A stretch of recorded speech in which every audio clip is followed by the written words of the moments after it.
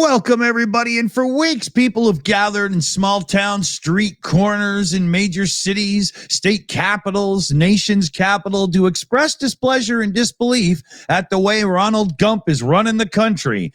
But, boo, boo, yeah, exactly. Boo. Trump. Right? But the largest protest by far is expected Saturday, which I imagine is this morning as you're watching this. Hundreds of locations around the country are going to go right crazy. 500,000 people have RSVP'd to attend one of 1,000 rallies, marches, and protests organized by a handful of grassroots groups. Oh, yeah. They'll be sent to El Salvador next, won't they? They better have a big prison down there. So April 5th is really is saying, hey, folks, come on, let's get together in one day and show the power of our voices and ensure our voices are heard about what we're seeing coming out of this administration and to push back on the harms. And that's Move On Executive Director Rana Epting. Good quote. Hunter Dunn, spokesman for one of the groups called 5051 or 5501, for 50 states, 50 capitals, one day, said the organizers want to bring protests to the people who can't participate rather than expecting everyone to converge on a handful of large cities. So they want to make it so that, there's protests everywhere. It doesn't matter where you are. You can just walk down the block, so to speak, and get yourself involved. Yeah, I'm going to be protesting from my armchair. With a big protest glass of wine. Yeah. Take that, Trump. Yeah. So some of the organizations hosting this are Indivisible, Women's March, Move On, Working Families Power, Public Citizen, and grassroots groups like 5501 that have formed since Election Day. The Washington, D.C. event, expected to be the largest, starts at noon at the Washington Monument. Organizers said they expect it to be much bigger than the People's March that occurred the weekend before Trump's second inauguration. And there will be live streams that are organized all around on social media.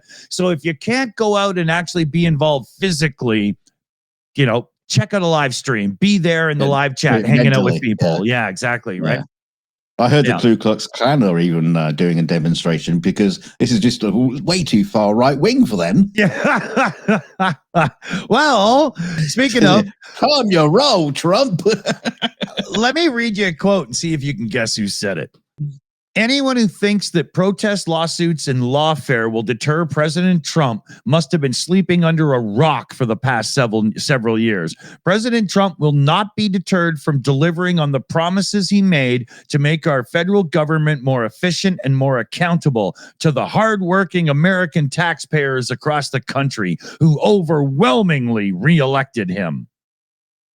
Bernie Sanders? Oh, close. Our soon-to-be 51st state Canada. Bernie Winters. Blondie Bimbo herself. What an absolute silly tart. Yeah, what a complete little prick she can be, Yeah, talking about little pricks, we have a story here from an orthopedic surgeon in Queensland. He basically, let me just reorder this story a little bit so I'll get you into it. There's an incident occurred in April 2019 at a regional hospital where an unnamed patient was being treated after a homemade pipe bomb exploded in his hands. Last time my pipe bomb exploded in my hands. That's another story. He was placed in a medically induced coma for a week while undergoing intensive care. Now, during the course of treatment, the surgeon, whose name has been suppressed, noticed that the guy had a little controversial tattoo on his todger. Yes, he basically has a swastika tattoo on his penis. What? Very, very small penis and very, very small swastika. So what happened? He basically took a photograph of it, and the Queensland Civil and Administration Tribunal found the photo had no medical or clinical purpose, and it was shared with other healthcare professionals purely out of curiosity or shock. Yeah, shock. So he is. So he is now being fined $10,000 and formally reprimanded. Costly little dodger. A complaint was filed with the Office of Health, the Health Ombudsman later that year. I don't know who complained. Was it the penis or the patient? Leading to a formal investigation and eventually tribunal proceedings. Tribunal member Peter Murphy, SC, acknowledged the serious breach of professional conduct, noting that the patient was an unconscious and particularly vulnerable. I don't think a man with a penis with a tattoo of a swastika on it is ever going to be vulnerable. You know what I mean? Was the penis soft or erect? Studying to attention, sir. Yeah. The surgeon reportedly expressed immediate regret over his actions.